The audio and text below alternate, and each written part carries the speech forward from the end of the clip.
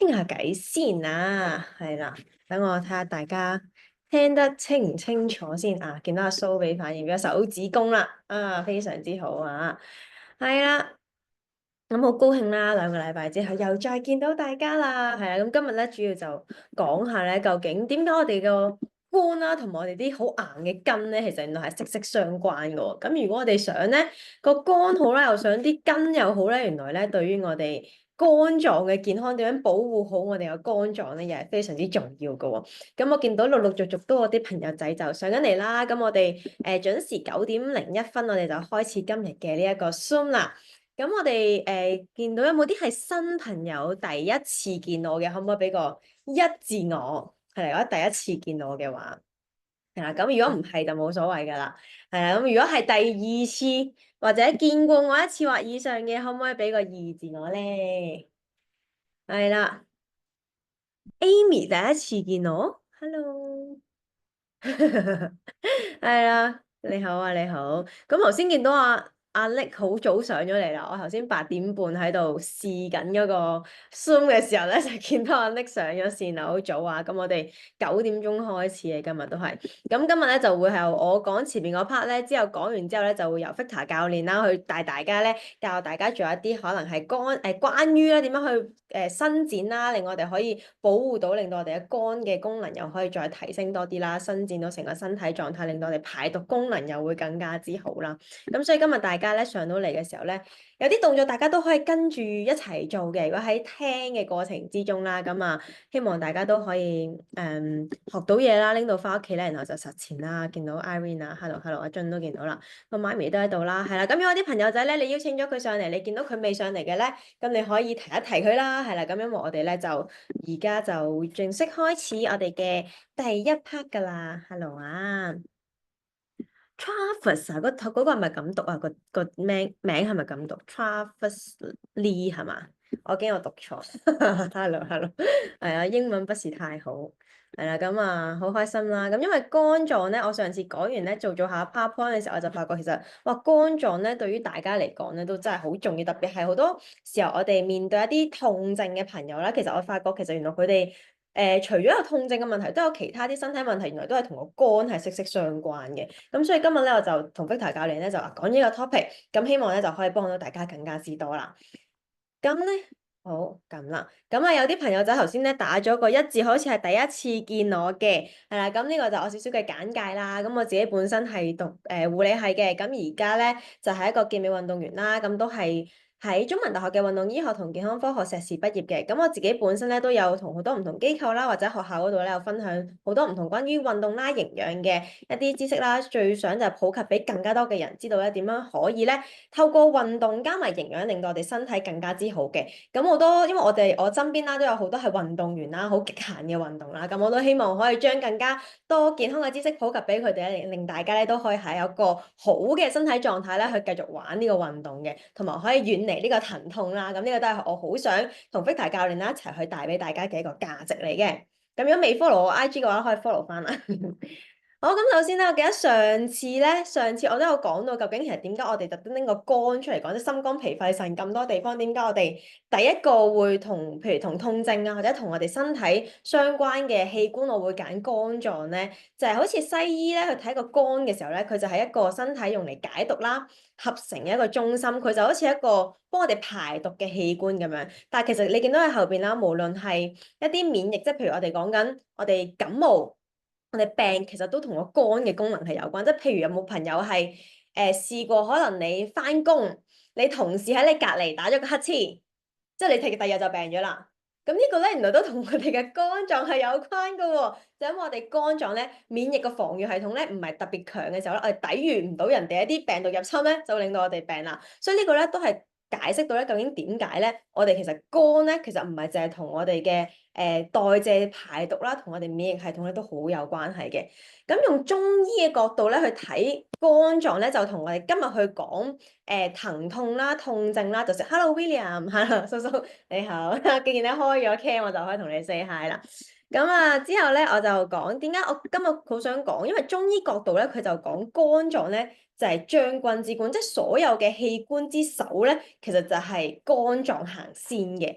你諗下，其實肝係心嘅媽媽啦，咁啊肝腎有同源啦，肝膽有相照啦。你見到個肝咧，永遠都係行先嘅。所以咧，今日咧，我哋真係以中醫嘅角度去睇肝臟嘅時候咧，唔單止見到佢係頭先講嘅啲生化功能啦，係同我哋今日所有嘅氣血啊，有冇精神啊，或者甚至我哋啲筋緊唔緊啊，都係同我哋肝有關，因為咧。肝咧係主筋嘅，喺中醫嘅角度嚟講，即係主一啲筋腱啦、肌肉啦。咁啊，如果我哋講話，而且肝咧就開竅於目，即係所以我咧睇隻眼咧就會睇到大家嘅肝臟情況啦。咁如果大家咧而家咧有鏡啦，或者大家可以開開自己嘅電話，照一照自己隻眼，其實都睇到㗎喎。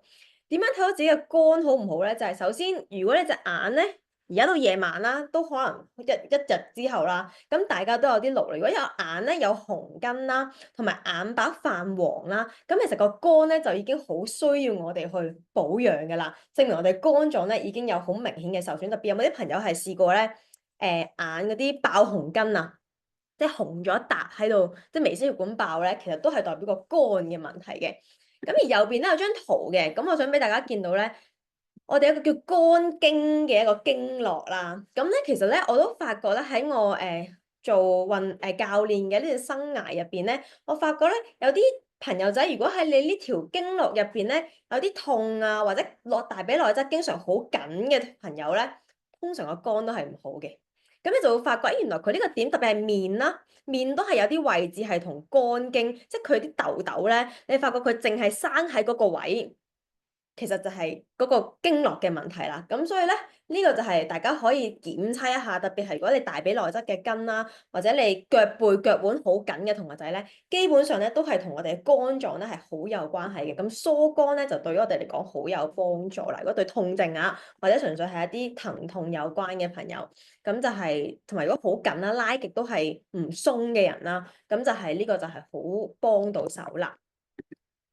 咁而第三咧就係我哋會見到頭先講咗肝臟係我哋嘅心肺合成啦、排毒啦，咁啊中醫角度你見到話其實經絡啊，所有嘢都其實係肝開始嘅啦，肝係百病之首啦、源啦。咁其實我哋喺而家嘅叫做西醫或者科學嘅角度去睇咧，就係其實肝嘅合成代謝就同我哋呢幾個物質係息息相關嘅。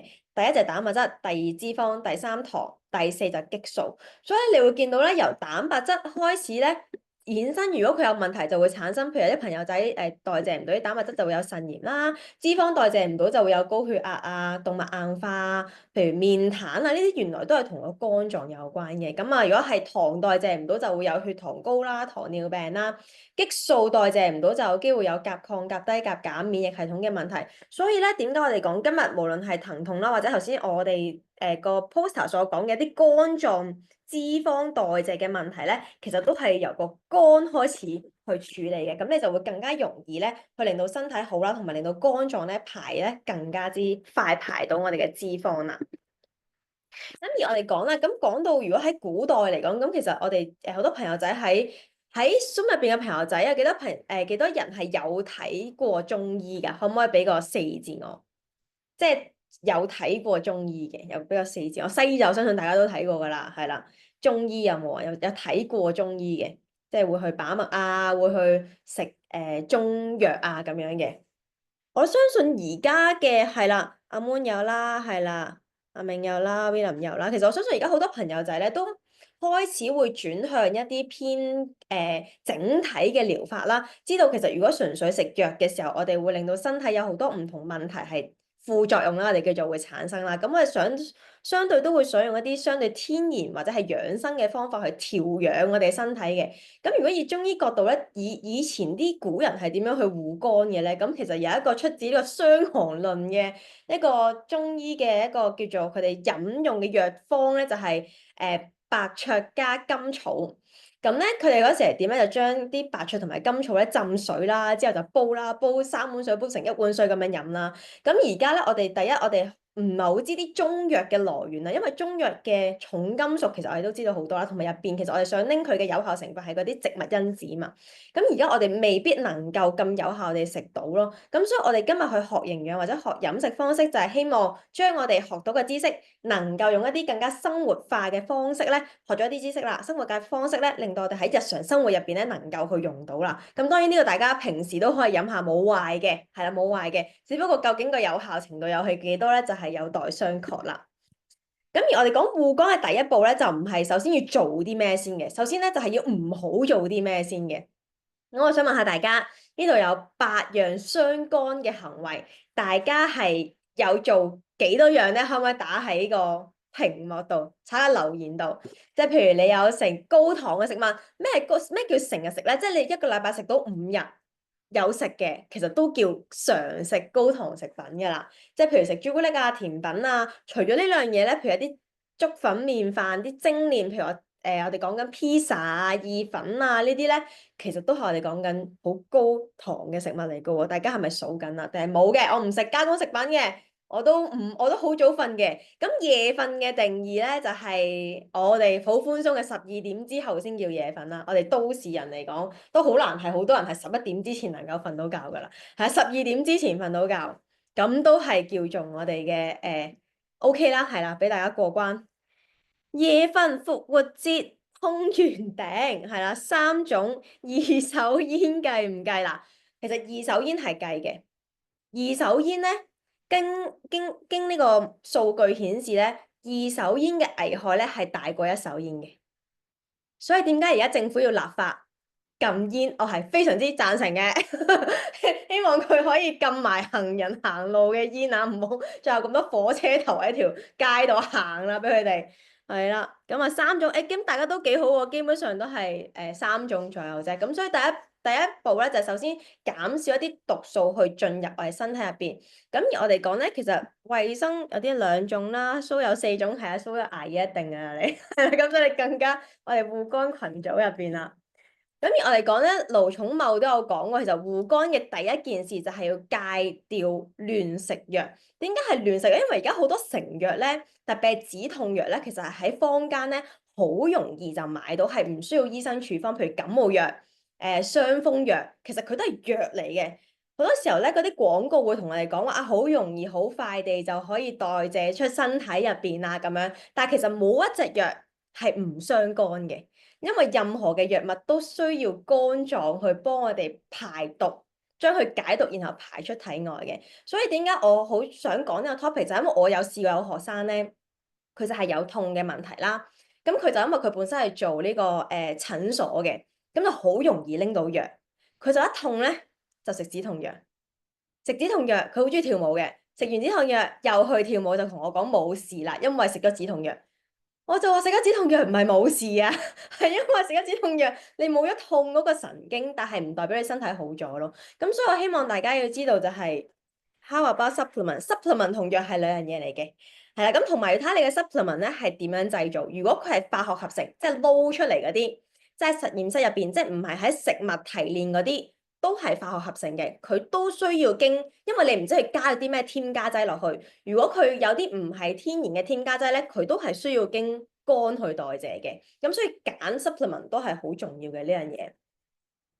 問得好好啊！呢個問題係啦，咁然後肝係點樣解毒嘅咧？其實肝咧係負責我哋一啲叫做脂溶性同埋水溶性，主要係脂溶性啦嘅一啲毒素咧，就係肝解嘅。水溶性大部分都係經我哋嘅腎臟去解毒嘅。咁而我哋肝臟咧，基本上身體所有嘅毒素咧，都係經肝去代謝一次咧，之後就可以將佢變成一啲冇毒嘅物質，令到佢變成糞便或者尿液去排出體外嘅。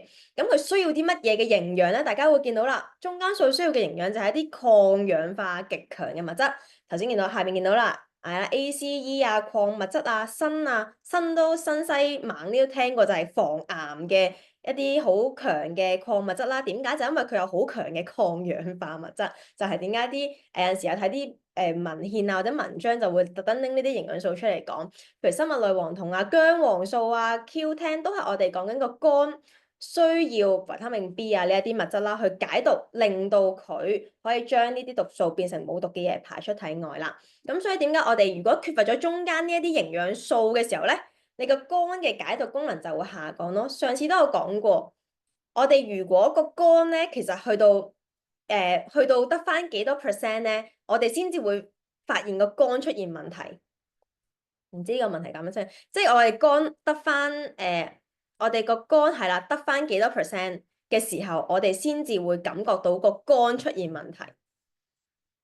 個肝係唔容易俾我哋察覺到，因為佢冇神經線嘅，佢係唔會痛嘅。因為我記得上次係有朋友答得啱，應該係有上過營養班嘅，係啦。咁啊，肝咧，我想話15，咁啊高少少，係啦，二十到30% 啦。個肝功能得返20到30%，你先至會 feel 到你個肝出現問題。所以點解好多時候肝癌一發現就係晚期？因為我哋好多時候已經去到好末期，覺得真係哇頂住啊，即係有啲好明顯有個肚又好脹啊，即係腹水嘅情況，你先至去處理咧，咁就太遲啦。所以我哋今日去學營養或者分享一啲健康知識咧，係希望大家發現自己有啲症狀嘅時候，能夠及早去預防，就我哋想做嘅嘢。我哋唔係醫病，我哋係治未病。我哋希望喺未病之前已經做好預防嘅功夫，咁就希望我哋可以 keep 住個身體嘅狀態啦。咁而我哋喺食物方面，究竟有邊啲植物嘅一啲食物可以令到我哋可以特別去保護到我哋肝臟，維持到肝臟嘅健康咧？第一咧，一定係由蔬菜類開始嘅。咁有啲蔬菜係特別護肝嘅，就係一種叫做含硫化合物嘅物質。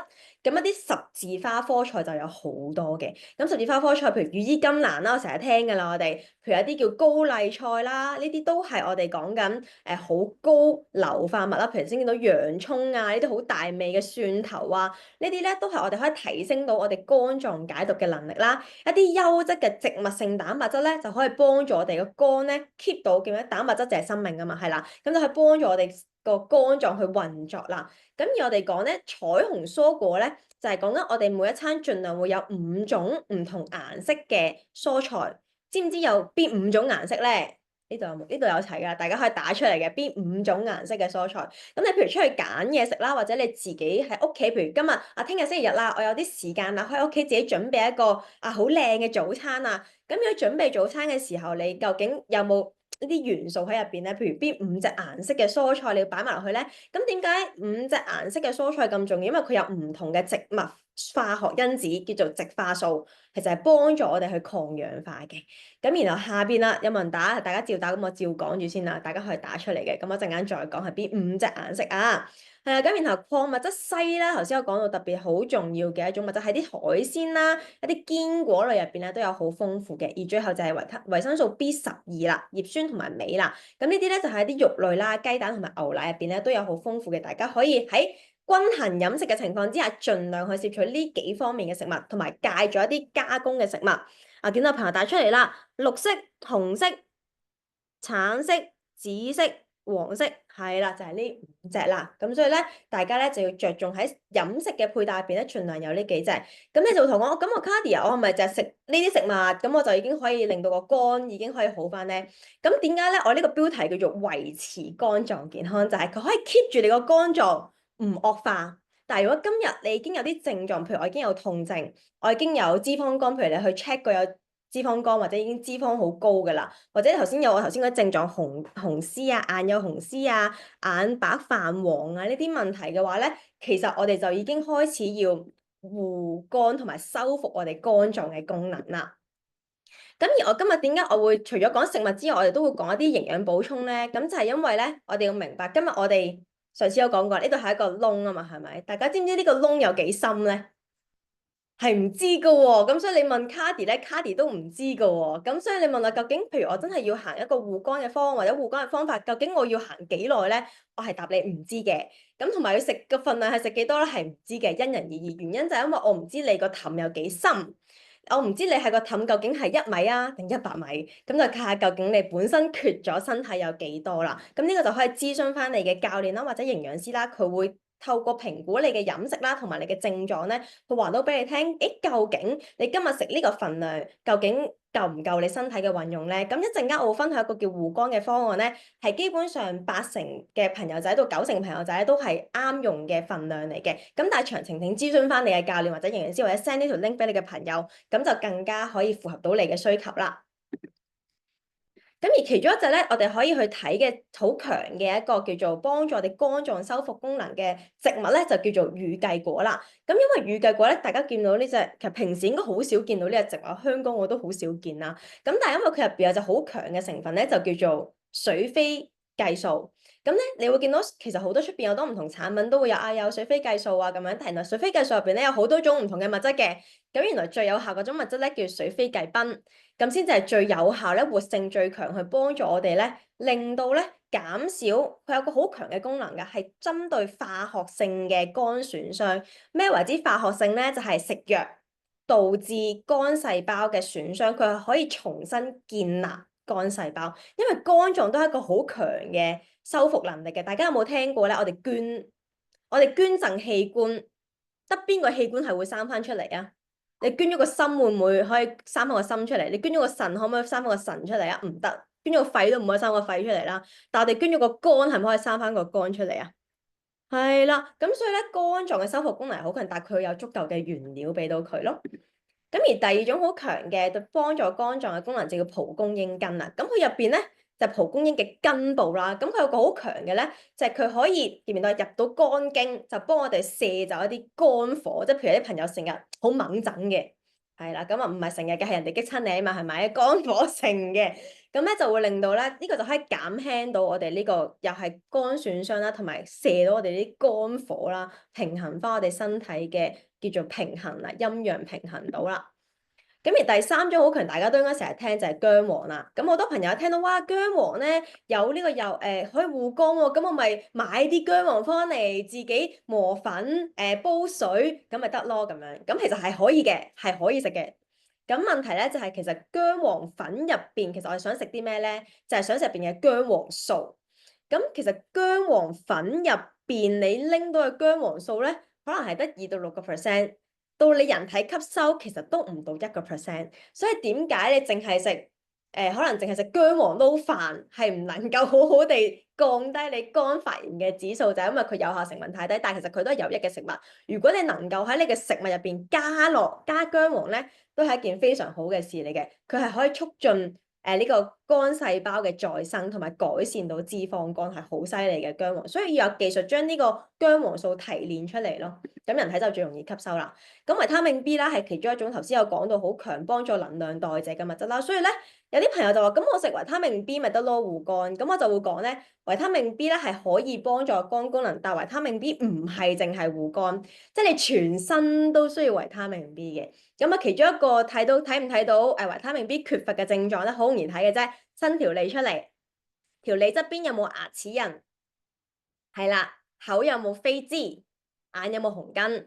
如果有飛滋有紅筋，嘴唇邊有冇黑邊？如果有嘅話，都係維他命 B 唔夠嘅一個表徵嚟嘅。咁所以大家就要着力去補充啦。補充到幾多咧？補充到你冇咗呢啲症狀咧，就為之你身體係足夠啦。所以你補充嘅時候，你一定要揀啱途徑去補充啦。你就唔可以狂食肉咁樣去補充，咪先會爆晒瘡啦，因為你個腸道都消化唔到啦。咁而最後一個咧就維他命 C 啦，維他命 C 因為佢好強嘅抗氧化劑，大家都知啦。咁而佢最重要就係你維他命 C 咧，我哋好多時候就覺得橙係最多維他命 C 啊，但係其實橙嘅維他命 C 啊或者檸檬嘅維他命 C 咧，都不及一隻植物叫做汁葉櫻桃。係大家應該唔係你普通食嗰啲車厘子喎，咁係綠色嘅汁葉櫻桃咧，佢嘅維他命 C 咧先係最高嘅，咁所以基本上我哋唔會食到嘅。咁但係如果喺呢種汁葉櫻桃提煉出嚟嘅維他命 C 咧，佢嘅含量就最豐富，而且人體係最容易吸收嘅。所以點解有陣時我哋病咗食維他命 C 咧，食唔同牌子嘅維他命 C 咧都有唔同嘅效果㗎喎，就係因為第一佢個份量，第二佢嘅來源係好大分別嘅。咁而我哋講今日呢個護肝方案就係有呢3隻我哋講緊營養素啦，去幫助我哋身體啦，去保護我哋肝臟嘅功能，甚至修復啦，提升肝功能，去令到你肝臟嘅炎症減低嘅。咁就係呢幾隻啦，咁就維他命 C 啦、B 雜啦，同埋我哋講緊嘅乳繼果，我哋嘅護肝片啦。咁樣同大家去 cut 低睇一睇，翻去再睇一睇佢嘅功效啊，詳細嘅功效。咁而呢個護肝方案就係咧好得意嘅喎，佢有個時間限制嘅喎，就係夜晚嘅7點半到9點就啱啱好過咗我哋護肝嘅時間啦。咁個份量咧就係4個護肝片、4個維他命 B 同埋1粒維他命 C 嘅。咁時間要幾耐咧？我哋肝臟要完全更新咧係180日。所以如果今日你真係想去重新修復自己肝臟嘅功能嘅話咧，建議係180日嘅。咁啊詳情跟問翻你嘅營養師或者教練啦，究竟你嘅適唔適合係行呢個方案，或者究竟點樣去行？請諮詢你嘅營養師啊。咁我講一講點解要7點半啦，就係因為咧7點半嘅時候咧，我哋行緊呢個咩心包經。咁行緊心包經嘅時候咧，就為咗咧令到我哋咧喺9點去到凌晨3點嘅時候咧，有足夠嘅軍隊營養素去幫助我哋打通我哋嘅三焦經啊，令到我哋咧可以好將啲我哋嘅營養素咧去到我哋嘅膽經啦、肝經啦，去修復我哋成個身體嘅功能。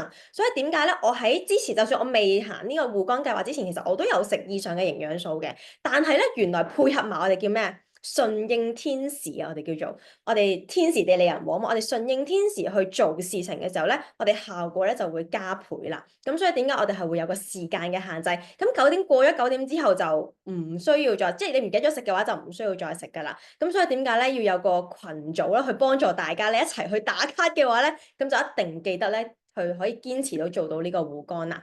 咁有啲朋友就問：咁你個方案你個份量係點樣計出嚟㗎？咁其實當然我哋係確實係有證據喺背後去 support 我哋啦。咁我哋係根據呢一個 DRIS 呢個叫做中國居民膳食營養素攝入參考指南入邊咧，就有講到呢個水飛計賓佢有食到幾多 mg 先至會有效啦，維他命 B 食到幾多毫克先至有效啦。咁而我哋計翻嗰個份量就係我哋食4粒維他命 B、4粒乳蓋果同埋1粒維他命 C 嘅嗰個份量咧，係啱啱好可以達到有明顯效果嘅一個劑量份量嚟嘅。咁所以咧，大家亦都唔需要太擔心會唔會食太多啊，或者會唔會冇效啊？就係啱啱好呢個份量就係啱啱好有效嘅份量。當然，如果你情況係比較需要多啲驗證或者多啲情況，咁你營養師酌量同你去調整呢個份量，咁就諮詢翻你嘅營養師啦。但係呢個份量基本上80%嘅朋友仔咧，都係可以用呢個份量咧，有個好好嘅效果嘅。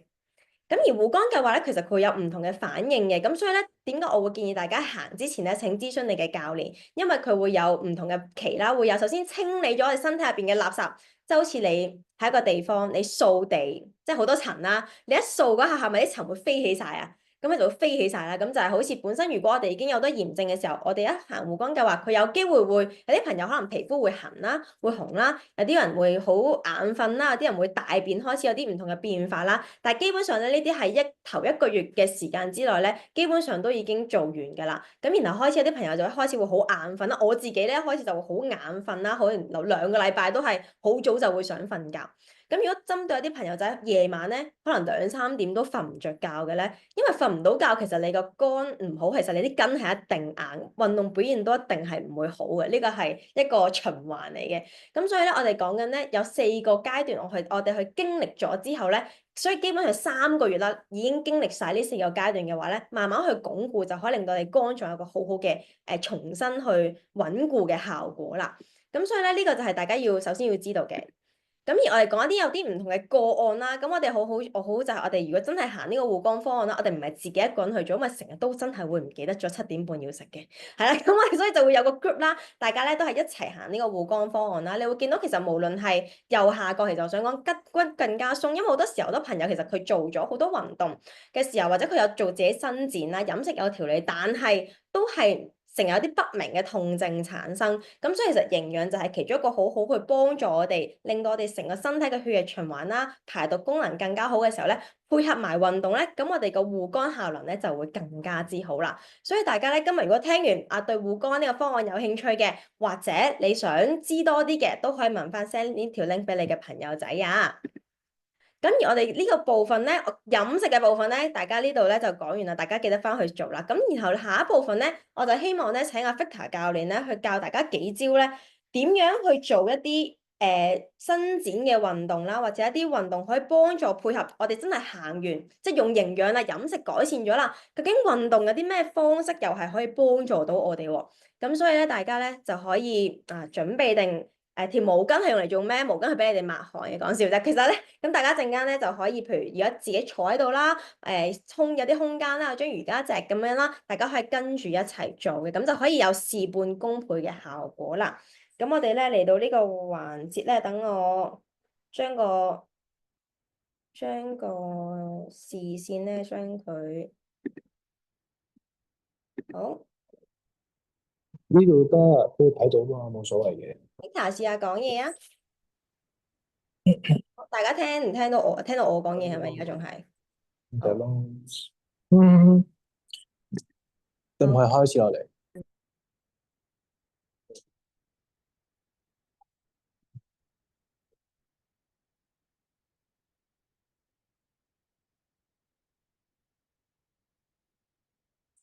Hello，聽唔聽到？O 唔 OK 啊？聽唔聽到啊？Hello，聽到嘅就打個一字喎。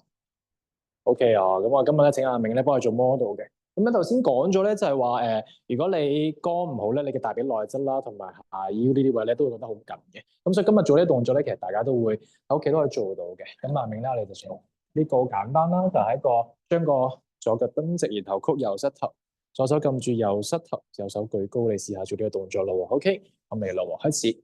咁呢動作咧，其實咧好好咧，將你大髀內側咧呢啲位咧係做一個疏通嘅。咁另外咧，我哋就會做一個右邊側腰嘅拉伸嘅嚇。咁好多同學咧做到呢一位時候咧，佢會將隻腳咧因為太緊咧，會將佢可能曲腳啦，然後或者 turn out 咁樣嘅。咁啊，將你嘅左大髀咧記得向內旋翻埋嚟，腳趾指翻上天花板。咁呢動作佢會感受到咧，左大髀內側已經有一個好大嘅伸展㗎啦。咁呢動作除咗係話佢左大髀內側有伸展之外，佢右邊嘅側腰呢個位都會覺得好 stretch 嘅嚇。咁佢第一個動作咧，佢係想將個右手咧去揾佢嘅左腳趾嘅嚇。咁呢個時候咧，好多人咧就會個脊椎咧就會咁樣向下啦，胸口變咗向下嘅。其實好正常，因為佢呢位好緊啦，左大髀內側好緊，導致佢嘅胸口咧都係指落地下嘅。咁你會慢慢咧寫到咧，將身體向右轉咗先嘅。所以第一步咧，你唔係好心急將個右手去揾左腳趾，而你想咧將個身體咧慢慢向右轉咗先嘅，係啦。咁右轉嘅時候係將個右邊肋骨咧向後推啦，然後試下將左邊嘅肋骨向前推，係啦。然後你再加一步咧，就係將左邊嘅肩胛骨咧向前向上推，將個胸口咧慢慢推上天花板嘅。咁所以佢呢個位咧就會咧右邊嘅下腰椎，佢覺得係非常有感覺嘅，應該係。嗱，所以你而家再深吸口氣。好啦，飛時候再試下，再慢慢向右轉啊！你見到我右手咧就撳佢右邊肋骨向後啦，然後我左手其實咧係托住佢左邊嘅肩胛骨咧向前向上嘅，係啦。咁當佢做到嘅時候，佢已經係覺得左邊大髀內側啦，同埋右邊條腰咧係好 stretch 噶啦。咁然後佢慢慢點樣再加深咧？而家先至慢慢將佢嘅右手咧去揾左腳趾嘅，係啦，佢保持呢個姿勢去揾嘅，咁佢先揾翻呢個動作最大嘅功效，而唔係佢個胸口向下。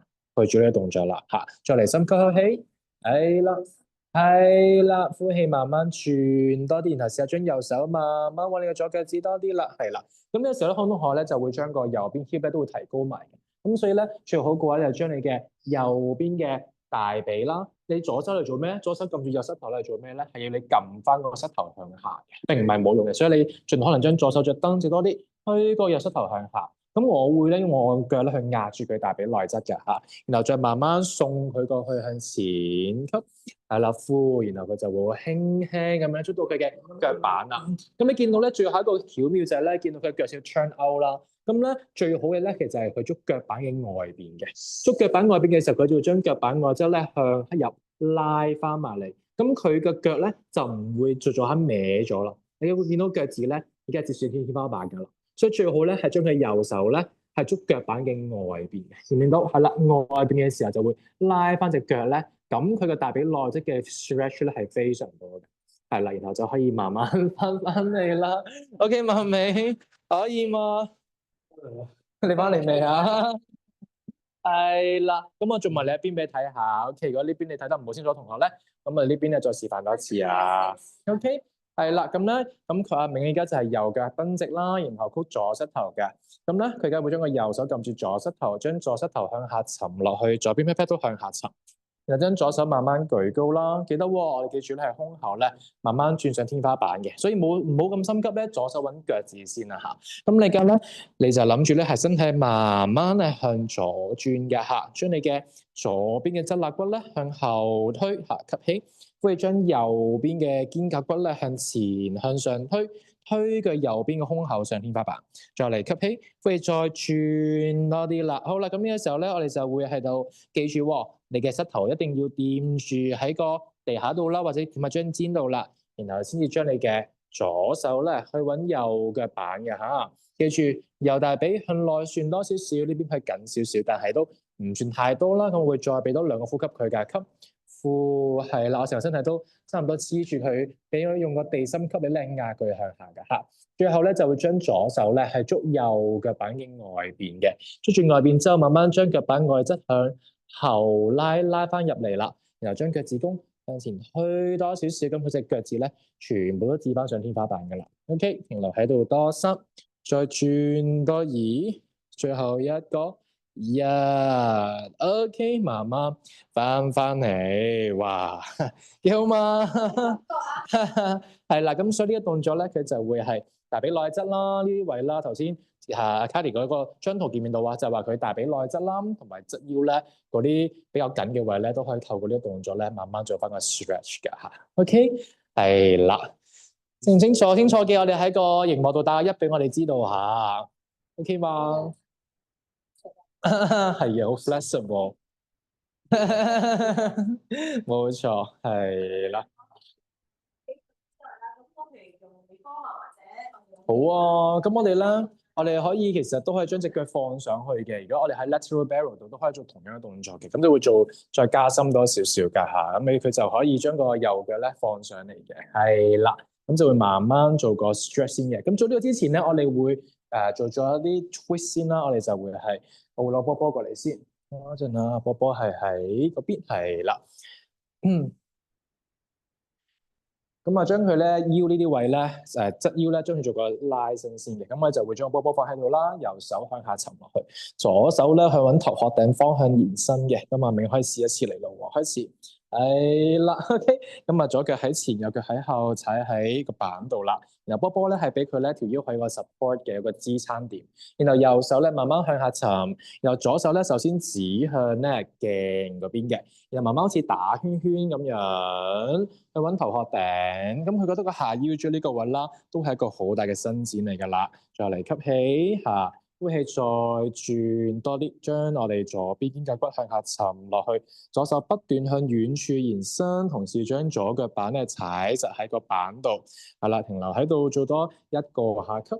呼，咁佢覺得成個側腰咧，尤其是下腰椎呢個位咧，係一個好深嘅一個拉長嘅啦，幫佢可以做翻個解開佢肝比較緊嗰啲位置嘅。好啦，然後慢慢翻嚟之後，第二個動作咧，就會將左手咧慢慢舉高，然後轉好似咧打開書咁樣，慢慢轉過嚟，咁亦都會開到佢再上到呢啲位啦。咁就由下慢慢去上啦。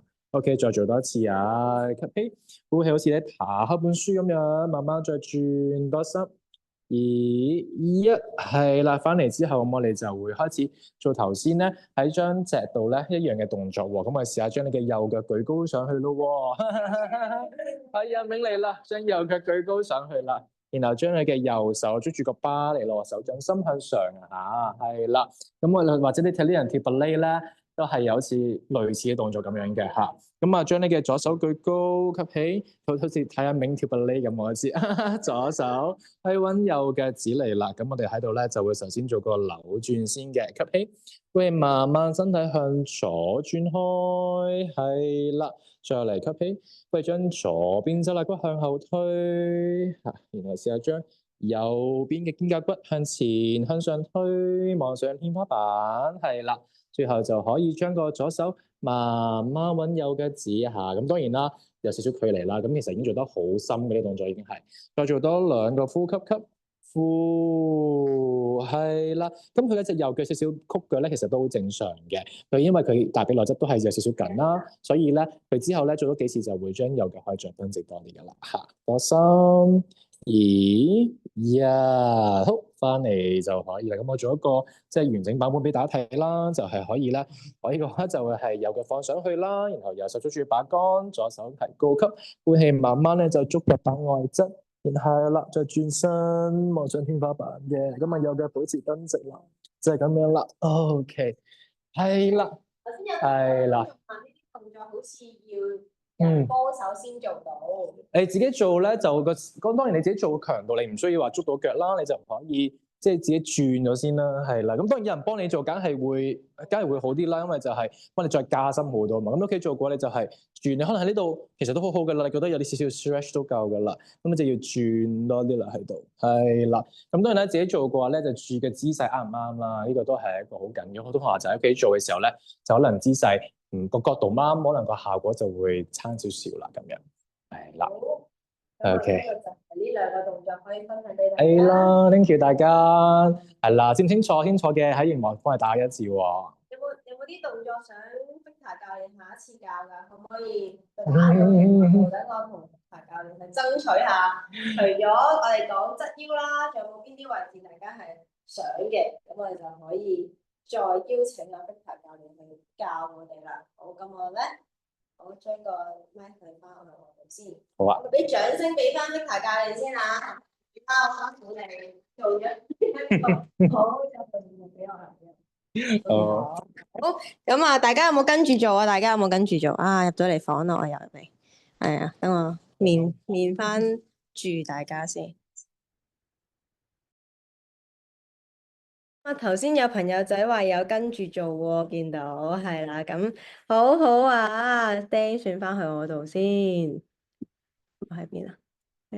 取代焦點，係啦，hello，係啦，咁啊，所以咧，大家咧頭先有跟住做嘅，可唔可以俾個5字我啊？等阿 Victor 教練都知道，原來大家有啲跟好啊，所以咁你就練多啲啦，要護肝啊。係啊，冇錯啦。咁護肝之餘就係要加埋伸展，因為呢兩樣嘢係即係息息相關嘅。即係我自己就算我係教運動或者我自己有用營養素都好啦，其實我明白一樣嘢就係，如果你淨係做某一方面咧，功效係真係淨係得一半咯，跟唔到。係啊，咁所以咧，今日呢條片咧係有錄低嘅，咁咧我都會擺上 YouTube 啦。咁大家咧都係跟住 Victor 教練嘅指示啦。咁做一啲動作，其實真係咪真係每日有冇建議俾大家？譬如如果真係自己屋企做嘅時候，究竟做幾耐啊？hold 幾多秒啊？咁樣先至係好咧？咁樣最少一個動作都30秒到1分鐘啊，都係比較好啲嘅。呢個係啦，咁你有時間嘅就可以做，即係第一次通常都係最緊，因為你即係動作你啱啱做第一次咧，通常都係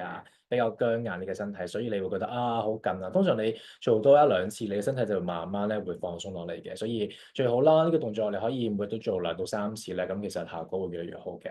係啦，咁每日做2到3次啊，係啦，咁所以咧，會唔會有啲朋友咧？譬如頭先William 都有講咧，譬如佢話如果譬如有啲朋友都話，咁其實我有啲動作自己做又得，咁我揾教練又得，咁點解我有時有啲咩情況之下我要去揾教練或者我要用 reformer 去幫我哋咧？reformer 最緊要係做體態矯正啦。有啲動作就係大家自己做嘅時候，第一就係佢因為咧其實好多同學咧會係。反而係身體唔對稱啊，即係有啲動作佢唔係話淨係做個動作咁簡單，而係當然老師要透過你身體狀態啦，即係好似即係中醫開藥方咁，頭先講中醫呢啲嘅即係 theory 咁樣。咁點解你要睇醫生？因為你要有個藥方嘛。咁我哋好多時見到學生更加多嘅係佢體態有一啲問題啦，盤骨前傾啊，又或者核心唔夠啊。咁反而好多原因令到佢身體出現問題，並唔係話我單純就係做個動作咁就會解決咗我哋嘅身體任何問題。咁例如如果我哋脊椎左右唔平衡，咁係咪應該左邊做翻多啲 stretch 啊，或者係右邊做少啲啊，或者係咪應該某啲肌肉要做翻多啲嘅強化練習啊？咁呢就係我哋要俾配方咁樣咯。咁所以點解會過嚟練習咧？就係因為我哋係要了解你嘅身體，去針對性俾個練習你。其實呢個就係最基目的啦。係啦，咁所以呢個都係點解好多朋友可能覺得點解有時譬如拉筋啦，當然我哋而家今日係教，希望大家都能夠喺自己屋企能夠做到啦。咁當然有啲朋友會覺得咁我都想再針對性多啲喎，唔係淨係自己拉下啦，咁就可以上堂啦。因為咧，我同 Victor 教練咧都有諗過咧，會唔會有同學仔咧都會想實體啦，試下一啲譬如伸展或者 Pilates 嘅一啲堂啦。咁我哋咧都可以搞啲體驗班啦，俾大家一齊去嘗試嘅喎。咁如果有興趣，俾個3字我啦。咁等我咧又可以同 Victor 教練去籌備下啦。咁未必咁快嘅，咁睇下大家嘅反應啦。因為都好想普及到俾阿蘇友啦，普及到俾多啲朋友去嘗試到。因為我覺得可能有啲同學就一聽到上 Reformer 可能1對1，第一價錢就覺得好似有啲貴喎，咁啊〜即係認真咁講，我都做私教咁嘛，大家都日實會有人咁樣覺得嘅。咁但係我覺得好多時候，如果能夠俾大家去嘗試下咯，睇下掂下唔同嘅一啲器材先，咁你再去諗下究竟自己適唔適合，或者嚟大家一齊玩下咁，我都覺得係一個幾好嘅一個題目咯嚇。William 都有興趣嗱，打3字嗰啲咧嗱 mark 住你個名。到時我哋係真係會搞，因為我都好想同 Victor 一齊去推廣呢件事啦。咁我自己當時我就未再，即係我哋都係上年先至再見翻啦。咁我一見翻就覺得大家嘅理念都好相近啦，同埋都好想將營養結合運動，令到大家嘅食咗營養之後嘅效益，我自己會更加之大咯，而且亦都可以更加平民化地推廣俾更加多嘅朋友。